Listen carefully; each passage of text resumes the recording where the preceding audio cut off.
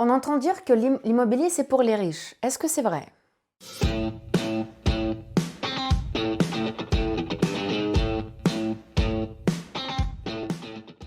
Alors, il y a effectivement un dicton qui dit on ne prête qu'aux riches.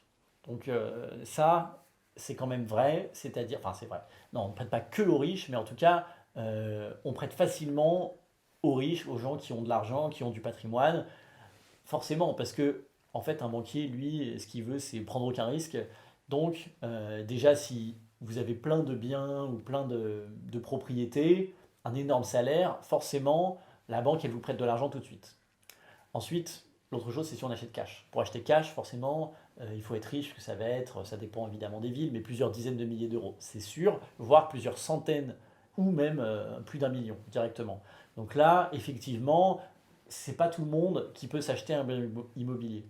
Mais il y a quand même une autre approche qui est justement d'utiliser un crédit bancaire pour pouvoir acquérir un premier appartement qui n'est pas forcément très cher. On a des appartements qui sont autour de 20, 30, 40 000 euros, en tout cas pour les premiers, dans des endroits qui ne sont pas forcément les premiers auxquels on penserait.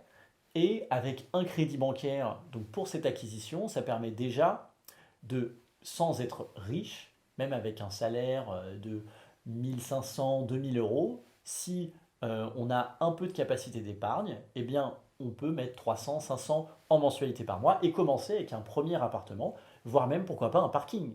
Un parking pour se lancer dans l'investissement immobilier, c'est quelque chose qui est pas cher, on en a pour 5, 10 000, après ça peut monter plus cher si vous êtes dans des grandes villes ou des capitales comme Paris où là on peut être à 40 000, mais un parking, c'est pas cher, ça permet tout de suite de commencer à investir. Et donc l'immobilier, ça ne s'adresse pas uniquement aux riches, mais c'est vrai que c'est plus facile si on a déjà beaucoup de patrimoine.